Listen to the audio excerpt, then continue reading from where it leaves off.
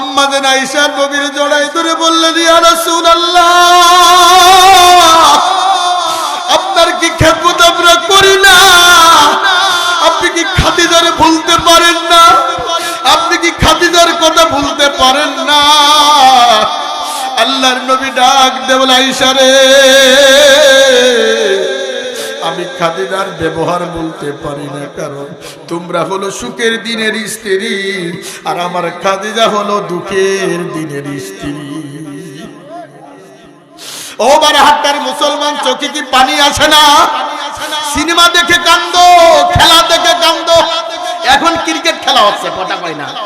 হেরে গেলে কোন দেশে খেলা হচ্ছে? পাকিস্তান, ভারত, আর্জেন্টিনা, ব্রাজিল, এই দেশে খেলা করতে, খেলা থেকে যদি হার জিত হয়, কেউ বিষ খায়, কেউ আত্মহত্যা করে, কিন্তু চোখের পানি সারিয়া সারিয়া কান্দো। আর আমার আপনার নবী মদিনায় শুইয়া শুইয়া আমাদের জন্য কাঁদে, এক ফোঁটা চোখের পানি কিন্তু আসে না। আম্মাজান খাদিজা বলে, আম্মাজান খাদিজা বলে, ইয়া রাসূলুল্লাহ, আমি কান্না বন্ধ করতে পারি, তিনটা শর্ত আছে। শর্ত হলো কয়টা? আরো জোরে বলেন কয়টা?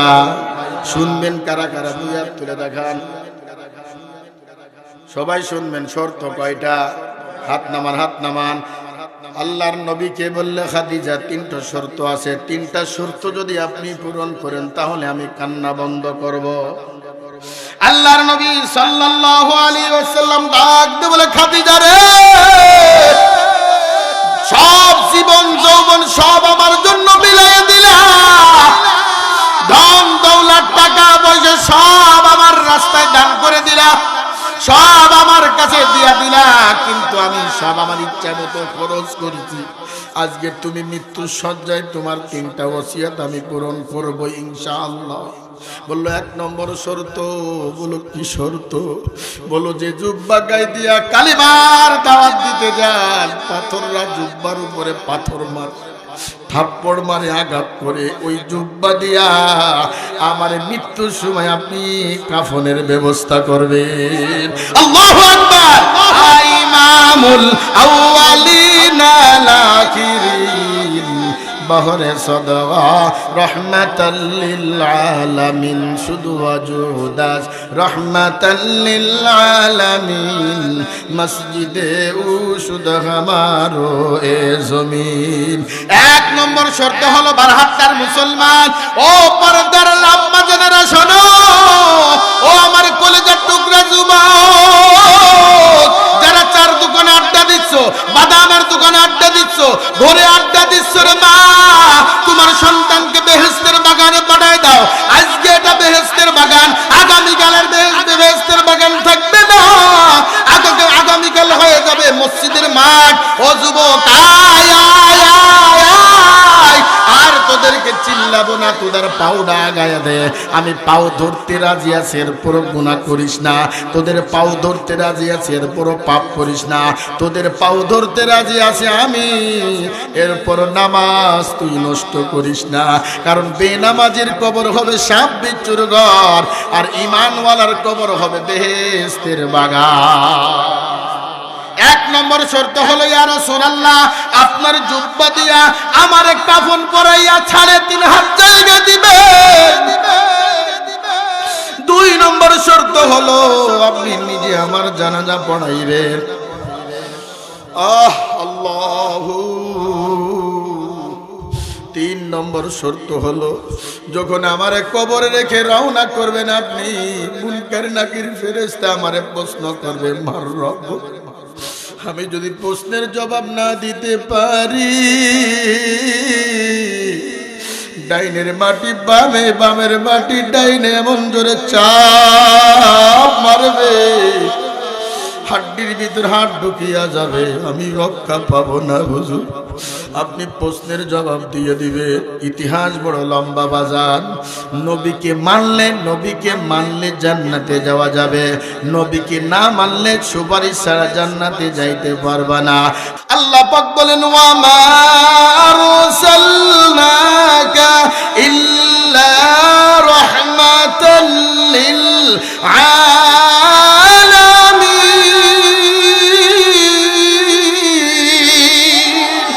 আল্লাহু আকবার।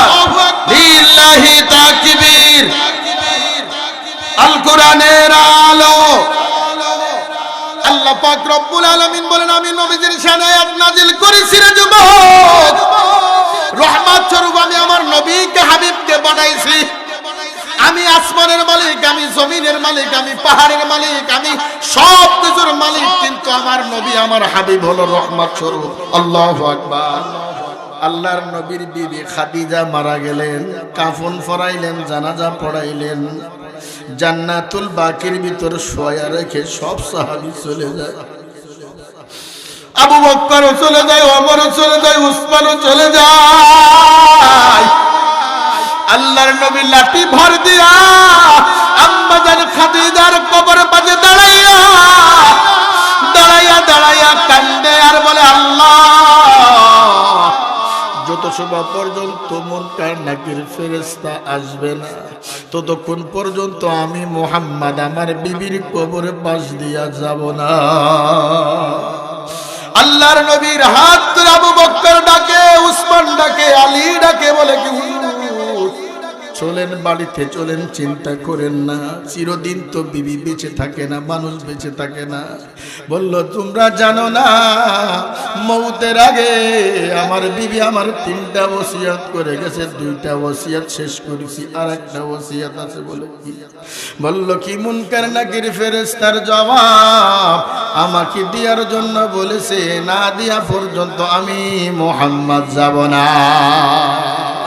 আল্লাহর নবী সাল্লাল্লাহু আলাইহি ওয়াসাল্লাম জান্নাতুল বাকির ভিতরে দাঁড়ায় আছে। আল্লাহর নবী সাল্লাল্লাহু আলাইহি ওয়াসাল্লাম লাঠি ভর দিয়া দাঁড়ায় আছে, চোখের পানি জমিনে পড়বে। জিবরাইল কয়, জিবরাইল যা যা, আমার নবীর চোখের পানি জমিনে পড়ার সঙ্গে আগে আগে আমার নবীর কানে কানে একটা মেসেজ দিয়া দে, যতক্ষণ পর্যন্ত আমার হাবিব ওই কবর মাঝে দাঁড়ায়া থাকবে ততদিন পর্যন্ত মুনকার নাকির ফেরেশতা আসবে না। আর যদিও মুনকার নাকির ফেরেশতা আসে, খাদিজার সওয়াল জবাব আমার আল্লাহ দিয়ে দিবে। আল্লাহ আল্লাহ ক্যা মুবারক নাম হ্যায়, अल्लाह अल्लाह आशिकों का काम है, या इलाही तो मेरा माबूद है, या इलाही तो मेरा माशूक है।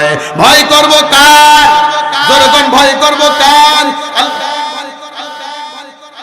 ভয় করবো কার, যখন ভয় করবো কার। আমি পবিত্র কালামুল্লাহ থেকে অসংখ্য আয়াতের ভিতর থেকে একটা আয়াত তেলাওয়াত করেছি, ইন্না আক্রামাকুম ইনদাল্লাহি আতকাকুম ইয়া আইয়ুহাল্লাযীনা আমানুত্তাকুল্লাহ হাক্কা তুকাতিহি। ভয় করব কার? জোরে কোন ভয় করব কার? যদি আল্লাহরে ভয় করেন, আল্লাহকে যদি বিশ্বাস করেন, যদি আল্লাহর নবী আমাদের আমাদের আমাদের সুপারিশকারী নবী, আল্লাহ আমাদের রব, আসমান আমাদের আসমান আল্লাহ সৃষ্টি করেছে, জমিন আল্লাহ সৃষ্টি করেছে, আমার আপনাকে আল্লাহ সৃষ্টি করেছে। নামাজ না পড়লে জাহান্নামে যেতে হবে, রোজা না রাখলে জাহান্নামে যেতে হবে, আল্লাহ ওয়ালাদের দরবারে না গেলে জীবনের গুনাহ মাফ হবে না। এই ইরাদা, এই ওয়াদা যদি থাকে, 2 হাত তুলে আমার আল্লাহকে দেখায়া দাও। জোরে করে আল্লাহু আকবার বলেন, আয় আল্লাহ, বলেন আয় আল্লাহ, আমাদের জীবনের গুনাহগুলি মাফ করে দাও। আল্লাহ আমাদের জীবনের গুনাহগুলি মাফ করে দাও। জীবনে কত গুনাহ করেছি, সগীরা কবিরা জাহেরি বাতিনি শিরকে বিদাতি, আল্লাহ জেনে না জেনে, আল্লাহ হাত উঁচু করেন, হাত উঁচু করেন, আল্লাহ আমাদের জীবনের সমস্ত গুনাহগুলি মাফ করে দাও। আপনি যদি মাফ না করেন, কে মাফ করবে? বলেন, আদর রিয়া মানুষ আল্লাহ বানাইয়া কেমনা দিবেন জাহান্নামে ফেলিয়া, কত গুনাহ করছি মাওলা গোপনে, আপনি যদি মাফ না করেন করবে কে? আল্লাহু আকবার বলি, আল্লাহু আকবার বলি, হাত নামান, হাত নামান। আল্লাহকে ভয় করেন তো ইনশাআল্লাহ। আল্লাহ পাক বলেন, ইয়া আইয়ুহাল্লাযীনা আমানুত্তাকুল্লাহ ও আমার ইমানদার বান্দা বান্দীরা শোনো, ভয় করো, ভয় করার মতন করো। আমার বিশ্বাস আপনারা আল্লাহকে ভয় করেন, কারণ এত বড় গ্রাম অঞ্চলে এত মানুষ বসে আছেন, রাত 11টা বেজে গেছে, একজনও ওঠেন না। যদি মাহফিল না থাকতো কেউ তো থাকতেন না, কথা বলেন ঠিক কিনা? কেউ এখানে কোরআনের কথা শোনার জন্য আসছেন, আমার বক্তব্য শোনার জন্য আসেন নাই, আমার চেহারা দেখার জন্য আসেন নাই, আমার রূপ দেখার জন্য আসেন নাই। আপনাদের খাবারও দিবে না, টাকাও দিবে না, কিছুই দিবে না, একমাত্র কোরআন শোনার জন্য, আল্লাহর ভালোবাসার জন্য আসছেন, কথা বলেন ঠিক কিনা?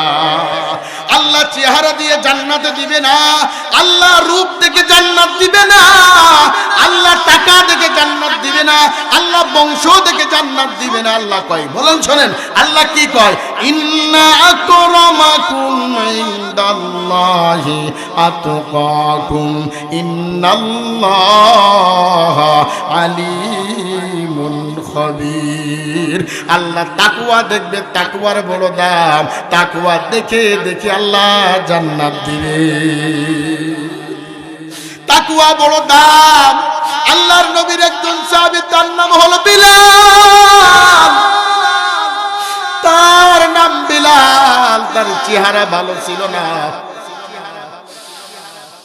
গোলাম জাদা গোলাম। তার চুল ছিল খাড়া, ঠোঁট দুটা ছিল ঝুলা, দাঁত ছিল এলোমেলো। এমন সন্তানের কাছে কেউ মেয়ে বিয়ে দিবে না, কথা বলেন না গে?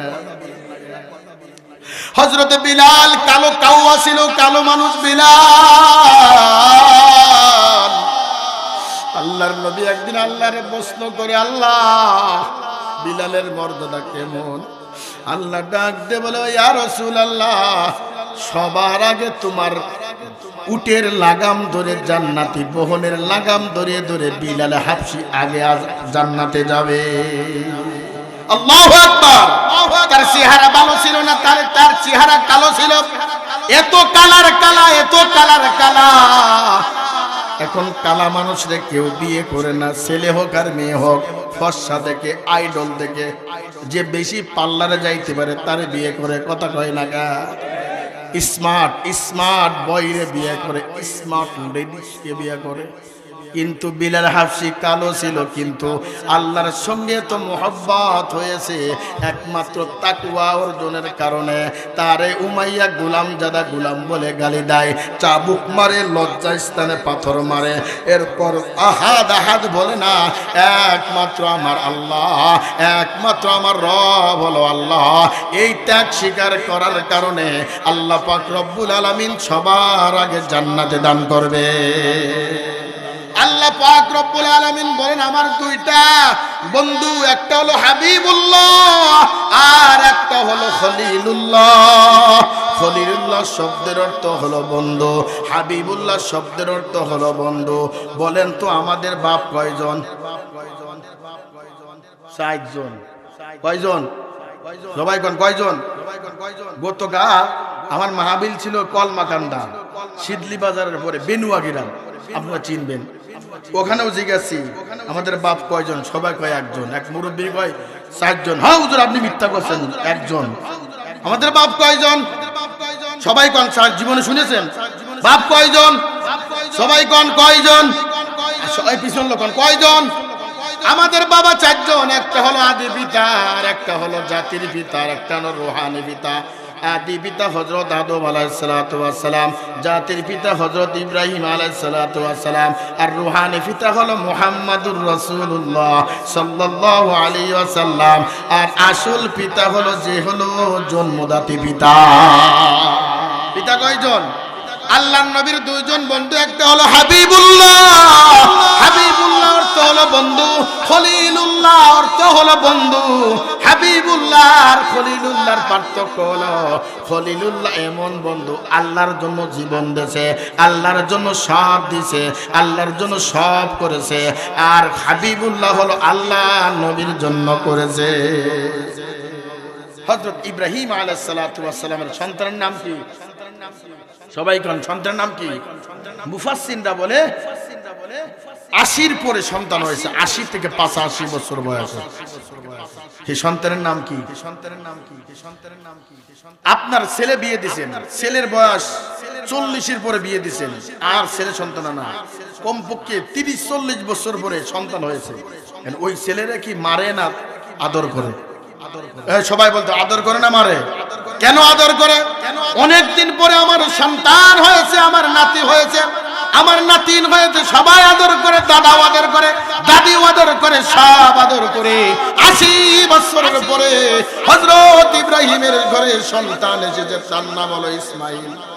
আল্লাহকে কেমন পরীক্ষা দিছে, আল্লাহরে কেমন পরীক্ষা দিছে। সব ত্যাগ স্বীকার করার পরে হযরত ইব্রাহিমকে বলে, ও ইব্রাহিম, তোমার সন্তানকে নিয়া আর বিবি হাজেরাকে নিয়া তুমি মক্কার বনবাসে চলে যাও। হযরত ইব্রাহিম আলাইহিস সালাতু ওয়াস সালাম শিশু সন্তানকে নিয়া, ইসমাইল আলাইহিস সালাতু ওয়াস সালামকে নিয়া, বিবি হাজেরাকে নিয়া মক্কার জমিনে রওনা। যেখানে খানা কাবা, ওই জায়গা মানুষ বসবাস করতো না, শুধু মরুভূমি আর মরুভূমি, মানুষ কেউ চলাচল করতো না, কেউ থাকতো না। আল্লাহর নবী হযরত ইব্রাহিম খলিলুল্লাহ যখন ইসমাইলকে রেখে, বিবি হাজেরাকে রেখে যখন চলে যায়, বিবি হাজেরা ডাক দে বলে কি, ও স্বামী ইব্রাহিম, আমার কিছু খাবার যা দিয়ে গেছো, শুকনা খাবার 2-1 দিন চলবে, এরপরে খাবার কোথায় পাবো? কিছু তো বলে গেলে না। হযরত ইব্রাহিম আলাইহিস সালাতু ওয়াস সালাম বলে, হাজেরা, এটা আমার হুকুম না, এটা আল্লাহর হুকুম আছে, তোমাকে এই জায়গায় রেখে আবার আমার চলে যাওয়ার কথা বলছে। হযরত হাজেরা আলাইহিস সালাতু ওয়াস সালাম পিছন দিক থেকে ডাক দেয়, ইব্রাহিম, ও আমার স্বামী। পিছন দিকে ডাক যখন মুখটা ফিরাবে, আল্লাহ কয়, পিছন দিকে তাকানো যাবে না ইব্রাহিম, তুমি সামনের দিকে রওনা করো। পরীক্ষার পর পরীক্ষা, পরীক্ষার পর পরীক্ষা।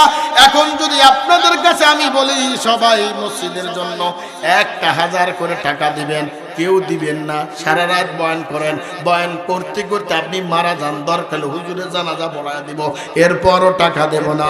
হযরত ইব্রাহিম আলাইহিস সালাতু ওয়াস সালাম পরীক্ষার পর পরীক্ষা, পরীক্ষার পর পরীক্ষা, পরীক্ষা দিয়া আল্লাহ পাক রব্বুল আলামিন তারে খলিল বানায়াছে। হযরত ইব্রাহিম আলাইহিস সালাতু ওয়াস সালাম বিবি হাজেরাকে রেখে যখন রওনা,